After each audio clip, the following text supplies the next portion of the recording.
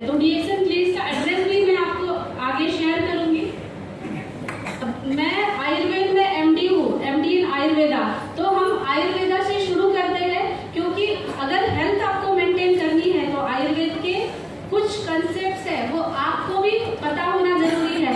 जो जिन जिन लोगों ने मेरे सेशन सुने हैं ना जूम पे, तो उनको पता होगा कि मैं जनरली आयुर्वेद के बारे में कुछ बताती हूँ और वो आपको कैसे यूजफुल होते हैं। जैसे आप आपके डाउन लाइन को समझाते हैं या फिर कोई आपके पास कुछ कंप्लेंट्स लेके आते हैं कि मुझे ये तकलीफ हो रही है, तो आपको कुछ आयुर्वेद के बेसिक टर्मिनोलॉजीज पता होनी चाहिए ताकि वो आपको उनको बता सके। क्योंकि हर बार हम नहीं जा सकते, हमारे रिप्रेजेंटेटिव आप लोग हैं। तो आप आज का सेशन जो भी हमारे पास नॉलेज है आपके नॉलेज में वो ऐड ऑन करेंगे, और आपको जब भी आप जाएंगे पब्लिक में या कुछ मीटिंग्स में, तो ये सारी चीजें जो हम आपको सिखा रहे हैं वो आपको आपके डाउन को सिखानी है, लोगों को बतानी है। तो 3 पिलर्स ऑफ आयुर्वेदा में क्या आता है? आहार, निद्रा और ब्रह्मचर्य। जैसे आयुर्वेद में 3 दोष है, पता है किसको? कौन बताएगा 3 दोष? वात, पित्त, कफ। सबको पता है वात, पित्त, कफ। अभी आयुर्वेदा में आप एक्सपर्ट हो गए हो सब, है ना? तो अभी वात, पित्त और कफ के साथ जो 3 है उसके साथ उपस्तंभ कहे गए हैं, मतलब 3 के साथ उप सब कैटेगरी में आते हैं आहार, निद्रा और ब्रह्मचर्य। जो हमारे फूड सप्लीमेंट्स है वो हमारे आहार कैटेगरी में आते हैं। आहार जो हम खाते हैं वही से हमारी बॉडी बनती है, राइट? तो फूड सप्लीमेंट्स जो भी है आहार कैटेगरी में कैसे आते हैं मैं आपको आगे बताऊंगी। तो फूड सप्लीमेंट हम ये 4 तरीके से ले सकते हैं, जैसे कि डाइट, जो नेसेसरी हमें कुछ विटामिन है, मिनरल्स है, वो जरूरी है, वो हमें डाइट से मिलते हैं, जो डेली ग्रोथ के लिए और हमारे नॉर्मल फिजियोलॉजी के लिए जरूरी है। सेकेंड है एज अ टॉनिक, जो बीमार है पहले से, जैसे कि क्रॉनिक इलनेसेस से जूझ रहे हैं, या फिर आप देखते हो कि लाइफस्टाइल डिसीजेस, डायबिटीज है, ओबेसिटी है, उनको बहुत जरूरी होती है न्यूट्रिशनल सप्लीमेंट्स की। तो उनको हम एज अ टॉनिक ऐड कर सकते हैं। और food as medicine, food as medicine आप देख रहे हैं, फूड एज मेडिसिन का उल्लेख आयुर्वेद में है। आयुर्वेद में आहार को महाभेषज कहा गया है। महाभेषज, भेषज का मीनिंग होता है औषधि, और महा मतलब सबसे बड़ा, सबसे बड़ा औषधि आहार है। डॉक्टर राजेश सवेरा सर हर बार कहते हैं कि लगभग 85% लोगों को डॉक्टर्स की जरूरत नहीं है, सिर्फ 15% लोग ऐसे उनको डॉक्टर्स की जरूरत है। तो 85% बीमारियां हम हमारे न्यूट्रिशनल सप्लीमेंट से, अच्छे लाइफस्टाइल से कवर कर सकते हैं। तो इसीलिए हमें फूड एज अ मेडिसिन, मतलब आहार ही हमें औषधि की तरह लेना है। और जो बीमार है उनको कुछ पर्टिकुलर सिम्टम्स है उसको कम करने में भी हम वो ले सकते हैं एज एन अब्सटेंशन। मतलब जो फूड हम किसी का अनहेल्दी लाइफस्टाइल है, अनहेल्दी डाइट ले रहे हैं, तो अनहेल्दी डाइट को हम कैसे सप्लीमेंट कर सकते हैं? हेल्दी डाइट से, जैसे कि आरजीजीएल, स्पिरुलिना है, कुछ हमारे न्यूट्रिशनल सप्लीमेंट्स है। तो कभी भी हम डीएक्सन, लोग पूछते हैं ना डीएक्सन प्रोडक्ट्स क्यों लेने चाहिए, तो उसका सवाल का आंसर मैं अभी आपको बताऊंगी।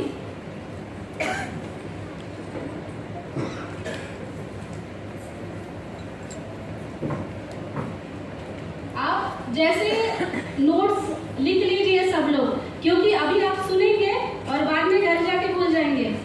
तो कुछ नोट्स लीजिए और आप घर जाके जब भी मीटिंग करते हैं वहाँ पे आपको बोलने के लिए वो बेनिफिट रहेगा।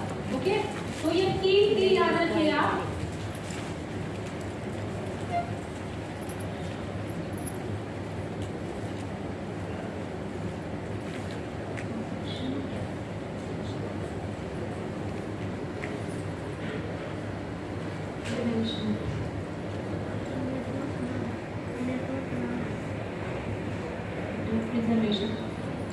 ओके, मेरे हैंडराइटिंग की तरफ मत देखिए, डॉक्टर्स की हैंडराइटिंग ऐसी होती है।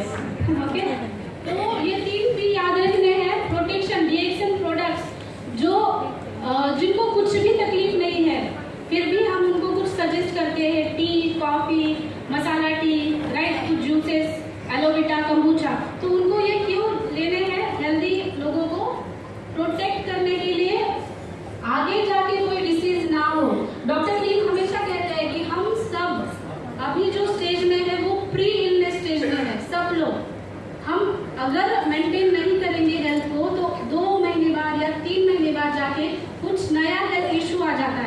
राइट। तो प्री इलनेस स्टेट में सभी लोग हैं, तो सबको डीएक्सएन प्रोडक्ट्स लेने चाहिए या नहीं, टू प्रोटेक्ट आवर बॉडी, हमारे नॉर्मल फंक्शनिंग प्रोटेक्ट करने के लिए वो लेनी चाहिए। मेरे पास क्लिनिक में पेशेंट्स आते हैं, आपने सुना होगा कि अगर घर में ऐसे बोलते हैं मेरे मम्मी को पापा को डायबिटीज है तो मुझे भी हो सकता है क्या, लोग पूछते हैं। या किसी पेशेंट की कैंसर की हिस्ट्री है घर में, तो वो पूछते हैं कि कैंसर की हिस्ट्री हमारे घर में है तो हमें भी कैंसर हो सकता है क्या। तो हमारा आंसर यही है कि आपका रिस्क फैक्टर उतना ही है जितना मेरा है। मतलब हम नहीं जान सकते कि इसको अगर फैमिली हिस्ट्री है तभी आपको डायबिटीज होगा या तभी आपको ओबेसिटी होगी। आजकल की लाइफस्टाइल ऐसी है कि किसी को भी हो सकता है, रिस्क फैक्टर कोई मैटर नहीं करता। इसीलिए सबने एज अ प्रोटेक्शन ये लेना है। प्रिवेंशन है इलनेस के लिए, मतलब जिसको भी कुछ बीमारी है, किसी भी रिलेटेड बीमारी हो तो उनको प्रोटेक्शन के लिए वो लेना है इलनेस से, जो हमारे ऑर्गन्स डैमेज होते हैं। जैसे कि हम देखते हैं डायबिटिक नेफ्रोपैथी या फिर डायबिटिक न्यूरोपैथी, जिसमें किडनी या फिर हमारे डायबिटीज नर्व्स कमजोर होती है, मांसपेशियां कमजोर होती है, तो वो हमें प्रोटेक्ट करने हैं, उसके लिए हमें करना है प्रिजर्वेशन। जो डीजनरेटिव डिसीजेस है जैसे कि अल्जाइमर्स है, ओके, अल्जाइमर्स डिसीजेस में, अल्जाइमर्स में आपको या फिर कुछ डीजनरेशन हुआ है, जैसे लंबार स्पॉन्डिलोसिस है किसी को, डिस्क प्रोलैप्स है किसी को, मतलब उनका डीजनरेशन ऑलरेडी हो चुका है, तो उनको भी ये हमें प्रोडक्ट्स देना जरूरी है। तो इसीलिए आप ये सब 3 P याद रखेंगे, और ये फूड सप्लीमेंट्स ये 4 प्रकार से हम यूज कर सकते हैं, ये बताएंगे ना तो आगे आप उनको बता सकते हैं। तो एसिडिक फूड और अल्कलाइन फूड, इसका डिफरेंस सबको पता है। ज्यादा से ज्यादा हमारी बॉडी एसिडिक है, लाइक 80% ऑर्गन्स जो है हमारे बॉडी में वो एसिडिक ऑर्गन्स है, और ऊपर से हमारा लाइफस्टाइल ऐसा होता है, खान पीन ऐसा होता है कि एसिडिक लेवल बढ़ जाती है। ऐसा कोई इंसान नहीं कि जिसको एसिडिटी नहीं है, सिम्टम्स नहीं दिखते, लेकिन आपका जो स्टमक होता है ना, वहाँ पे रोज गैस्ट्रिक जूसेस और HCl एसिड सीक्रेट होता है। मतलब एसिडिटी सबको है, नॉर्मल एसिड सबको है, लेकिन वो नॉर्मल से एबनॉर्मल जब बनता है तब वो तकलीफ देता है। तो इसीलिए हमें अल्कलाइन फूड हमारे डाइट में लेना है। अल्कलाइन फूड RGGL है, कॉफी है, लिंजी कॉफी है, क्वाड्रिसेप्स है, और मेनली स्पिरुलिना। स्पिरुलिना बहुत ही अल्कलाइन अच्छा फूड है। स्पिरुलिना में 1 ग्राम ऑफ स्पिरुलिना में 1 kg of assorted fruits and vegetables इतना शक्ति है। मतलब आप अगर स्पिरुलिना लेते हो सुबह नाश्ते में, मैं तो सुबह नाश्ते में 10 स्पिरुलिना लेती हूँ रोज क्लिनिक जाने से पहले, और डॉक्टर राजेश सवेरा सर हमारे क्लिनिक में जो RGGL, उनका ब्रेकफास्ट भी वही होता है। एक ग्लास ले लेते हैं, उसमें RGGL जितना हाथ में आता है ग्लास में पानी में डाला और स्पिरुलिना डाला, मिक्स किया, वो उनका ब्रेकफास्ट है रोज का, क्योंकि ये हमें एनर्जी देता है, दिन भर की एनर्जी। तो एज अ ब्रेकफास्ट हम स्पिरुलिना ले सकते हैं एक फूड की तौर पे। और बच्चों में भी हमारे क्लिनिक में जो छोटे छोटे बच्चे आते हैं 1-2 साल के, वो स्पिरुलिना पाउडर इतने अच्छे से खाते हैं। मतलब कभी कभी मुझे कॉल्स आते हैं ना लोगों के कि हम स्पिरुलिना पाउडर की स्मेल अच्छी नहीं लगती, तो मुझे लगता है कि वो बच्चों का वीडियो या फोटो उनके साथ शेयर करें। और मैं आपको बता दूं कि डॉक्टर स्नेहा ने स्पिरुलिना का बहुत अच्छा लड्डू बनाए थे, उसमें ड्राई फ्रूट्स डाल के, थोड़ा घी डाल के लड्डू बनाए थे।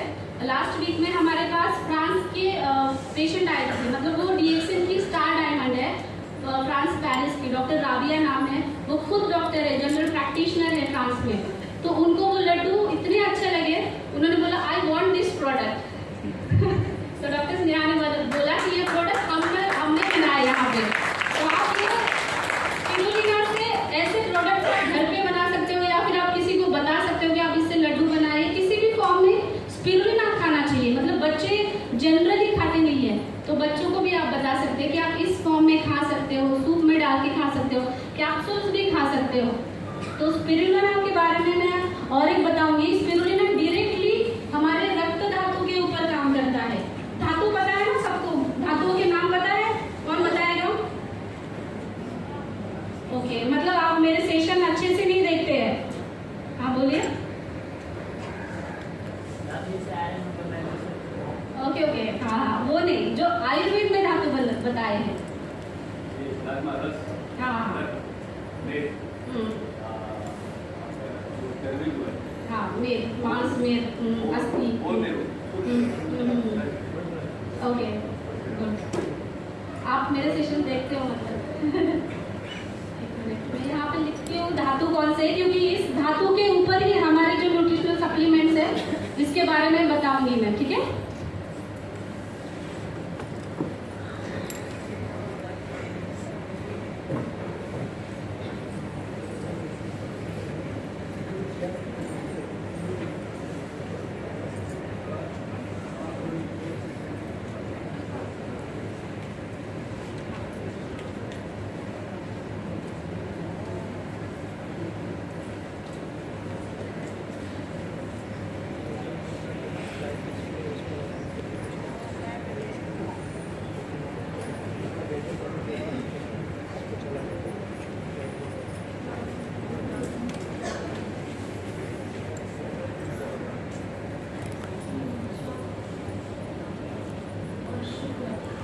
ये लिख लीजिए, धातु सबको आने चाहिए। एक्सन फैमिली में तो सबको धातु के नाम आने चाहिए, क्योंकि इसी के ऊपर हमारा प्रोडक्ट नॉलेज होने वाला है। रस, रक्त, मांस, मेद, अस्थि, मज्जा, शुक्र। ओके, ये जो सप्त धातु बताए हैं वो मॉडर्न टर्मिनोलॉजी में भी हम जानते हैं। मतलब रस का मतलब है प्लाज्मा, जो प्लाज्मा हमारे ब्लड में जाता है, सर्कुलेशन में जाता है। रक्त मतलब जो ब्लड है वो तो सबको पता है। मांस फैट है, ये भी। मेद हेल्दी फैट्स, अस्थि हमारे बोन्स। मज्जा का मतलब होता है हमारा बोन मैरो या फिर ब्रेन के जो टिश्यूज है वो भी मज्जा में आते हैं। और शुक्र रिप्रोडक्टिव सिस्टम रिलेटेड, मेल हो या फीमेल हो, वो शुक्र में आ जाता है। तो अगर रस धातु डिस्टर्ब हो जाता है ना तो नीचे के सारे धातु डिस्टर्ब हो जाते हैं। तो गैनोडर्मा मेन रस धातु पे काम करता है, मतलब प्लाज्मा रस धातु अच्छा बने तो इस पे। और गैनोडर्मा यहाँ पे काम करेगा, स्पिरुलिना रक्त धातु पे काम करेगा। अगर आपने देखा होगा, मैं एक एग्जाम्पल लेती हूँ, एनीमिया आपने देखा तो एनीमिक पेशेंट में क्या लक्षण दिखते हैं? उनका मांसपेशियों में दर्द दिखता है, देखा है आपने? काफ मसल्स में क्रैम्प्स होते हैं या दर्द होता है, तो ये मांस धातु विचलित हो गया। एक तो एनीमिक पेशेंट में क्या होता है, आपको वेट गेन होगा या फिर वेट लॉस होगा। आपने खुद कभी हीमोग्लोबिन कम हुआ या फिर एनीमिक पेशेंट को देखा होगा तो ये लक्षण आपने ऑब्जर्व किए होंगे, मतलब मांस कम होता है या ज्यादा होता है। उसके बाद मेद धातु का भी ऐसा ही है, एक तो डिस्टर्ब हो जाता है उनका लिपिड प्रोफाइल, जो कोलेस्ट्रॉल लेवल होता है वो डिस्टर्ब हो जाता है। उसके बाद अस्थि, बॉडी पेन होना शुरू होता है, अस्थि धातु क्षय होना शुरू होता है। जब भी हम एनीमिक पेशेंट देखते हैं तो उनके हेयर फॉल शुरू होता है। जनरली लेडीज में दिखता है कि हेयर फॉल हो रहा है, मतलब उनका एक बार एचबी चेक कराना चाहिए। तो उनका रक्त धातु कम होने की वजह से धीरे धीरे कैसे एक एक धातु कम होते जा रहा है, आगे जाते जाते वो शुक्र धातु की तरफ जाता है। और एनीमिक पेशेंट को इनफर्टिलिटी का समस्या दिखाई देती है।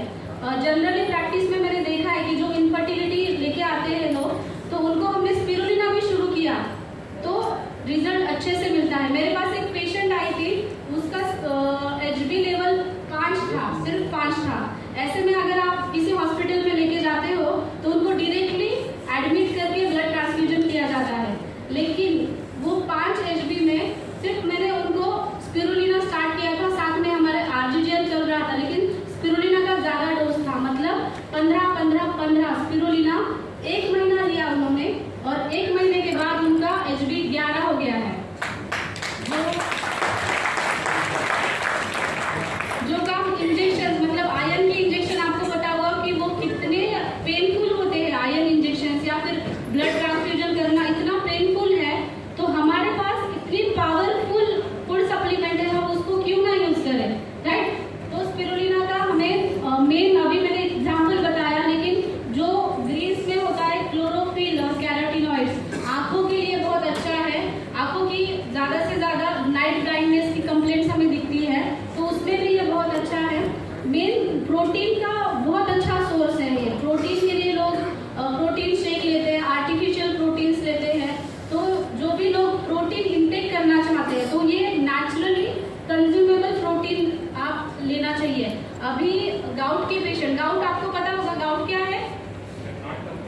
गठिया, राइट। उसमें यूरिक एसिड बढ़ता है और यूरिक एसिड जब बढ़ता है तो डॉक्टर्स बोलते हैं कि आप प्रोटीन्स का इंटेक कम करो। लेकिन कभी पेशेंट्स आते हैं, मुझे अभी जो फ्रांस की डॉक्टर आई थी हमारे पास, उनके यहाँ पे भी ये मिसकंसेप्शन है, क्योंकि वो एलोपैथी की डॉक्टर है। आप प्रोटीन नहीं ले सकते, आप स्पिरुलिना नहीं ले सकते। लेकिन अगर आप मेन इसका प्रोटीन देखें तो ये इजीली डाइजेस्टेबल प्रोटीन है।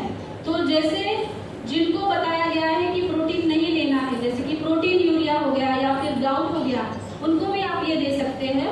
और ये रिजल्ट्स आप खुद ने भी देखे हैं और मैंने भी क्लिनिक में पेशेंट्स को प्रिस्क्राइब किया है स्पिरुलिना, तो आप इजीली इसको दे सकते हैं। मेन स्पिरुलिना का ज़्यादा से ज़्यादा न्यूट्रिशनल बेनिफिट्स ये आपको हम मेरे सेशंस में या फिर हमारे जो सेशंस होते हैं उसमें भी पता चलेगा। हम अभी आगे बढ़ते हैं न्यूट्रिशन की तरफ। तो हमारे जो 3 न्यूट्रास्यूटिकल्स आए हैं, पैनेक्स, जिनसेंग, सी बकथॉर्न और हेल्दी बोर्स, ये तीनों के तीनों बहुत अच्छा काम करते हैं। और ये धातुओं के ऊपर से कैसा काम करते हैं मैं अभी आपको बताऊंगी, क्योंकि अगर अच्छी हेल्थ चाहिए तो गुड न्यूट्रिशन होना जरूरी है। पैनेक्स जिनसेंग जो बहुत अच्छा सोर्स है विटामिन B12 का।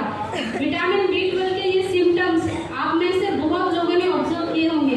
अगर डिफिशियंसी है आपको तो ब्लड रीजन है या फिर न्यूरोपैथी है, मतलब हाथों में झिंझनाहट होती है या फिर कभी सेंसिटिविटी बढ़ती है गर्म से ठंडे से, या फिर आपका एनीमिया, मेगालोब्लास्टिक एनीमिया जो विटामिन B12 की कमी होने की वजह से होता है। मेमोरी लॉस होती है, टिनिटस मतलब कानों में से आवाज गूंजने लगती है, मसल्स में पेन होता है, एंजाइटी, क्योंकि विटामिन B12 हमारे नर्व्स के लिए बहुत ज़रूरी है, हमारे नसों के लिए ज़रूरी है। तो ये जो नर्व रिलेटेड कंप्लेंट्स दिखती है ना, वो विटामिन B12 की डिफिशियंसी की वजह से दिखती है। तो विटामिन B12 जो है अगर कम होता है तो आपको कभी उसके इंजेक्शंस लेने पड़ते हैं या फिर सप्लीमेंट लेने पड़ते हैं। लेकिन अगर आप डेली इंटेक विटामिन B12 का और जो भी नेचुरल सोर्स है उससे आप लेंगे तो उसका एब्सॉर्प्शन भी अच्छे से होगा। जैसे पैनेक्स जिनसेंग है हमारा, पैनेक्स जिनसेंग ये रूट है जिनसेंग, जैसे हमारे अश्वगंधा है, अश्वगंधा इंडियन जिनसेंग है और ये पैनेक्स जिनसेंग है वो कोरियन जिनसेंग है। तो ये कोरियन जिनसेंग है पैनेक्स जिनसेंग, उसका एक रूट है, उसका इस्तेमाल किया जाता है। आजकल उसका कॉस्मेटिक इंडस्ट्री में बहुत अच्छा यूज हो रहा है, क्योंकि ये मेन स्किन के लिए भी बहुत अच्छा है, एंटी ऑक्सीडेटिव स्ट्रेस कम कर देता है, स्किन रिजुविनेशन कराता है और मेनली जो फ्री रेडिकल शरीर में तैयार हो रहे हैं उसको वो सैचुरेट नहीं होने देता। तो मेनली कम्युनिटिव रिलेटेड भी ये बहुत अच्छा काम करता है। कम्युनिटिव रिलेटेड मीन्स ये आप इमेज देख रहे हो, एक नर्व की इमेज है। हमारी जो नसें बनी है ना उसका एनाटॉमी कैसे बना है मैं बताती हूँ। एक नर्व है अभी, ठीक है, तो उसके ऊपर एक कवरिंग बनी है उसकी, माइलिन शीट जिसे कहते हैं, और ये हमारी नर्व उसके अंदर एकदम प्रोटेक्टिव लेयर बना होता है, क्योंकि नसें एक बार डीजनरेट हुई तो रीजनरेशन में बहुत टाइम लगता है। तो ये माइलिन शीट कभी कभी डिस्टर्ब हो जाता है, कम हो जाता है, इसकी वजह से पैरों में झिंझनाहट होना, हाथों में झिंझनाहट, मेमोरी लॉस होना, ये चीज़ें दिखाई देती है क्योंकि ये माइलिन शीट कम हो रहा है। तो ये माइलिन शीट को मेंटेन करने का काम पैनेक्स जिनसेंग करता है, विटामिन B12 करता है। जो कॉग्निटिव स्किल्स है, मतलब आप ध्यान से सुन रहे हैं या फिर आप कुछ याद कर पा रहे हैं, मेमोरी के ऊपर ये बहुत अच्छा काम करता है। मल्टीपल स्क्लेरोसिस के पेशेंट जिनको मांसपेशियों के रिलेटेड कुछ तकलीफ है उनमें बहुत अच्छा रिजल्ट मिला है पैनेक्स जिनसेंग में। अश्वगंधा और पैनेक्स जिनसेंग आप साथ में यूज करते हैं ना तो बहुत अच्छा रिजल्ट मिलता है। मेन एनर्जी बूस्टर की तरह ये काम करता है, जिनको भी लो एनर्जी फील होती है, जैसे बच्चों में भी है, अगर एनर्जी लो फील कर रहे तो आप बच्चों को भी इसको दे सकते हो, क्योंकि पेशेंट्स का जो डाउट्स आते हैं ना मेरे सेशन के दौरान वही है कि हम पैनेक्स जिनसेंग बच्चों को दे सकते हैं क्या। तो आप बिलो 12 ईयर्स एक रोज दे सकते हो पैनेक्स जिनसेंग, और जो 12 ईयर्स से अबोव है उनको एक 2 टाइम दे सकते हो। जो एक्चुअल डीजनरेटिव डिसीजेस में जैसे अल्जाइमर्स, डिमेंशिया या फिर पार्किंसंस ऐसे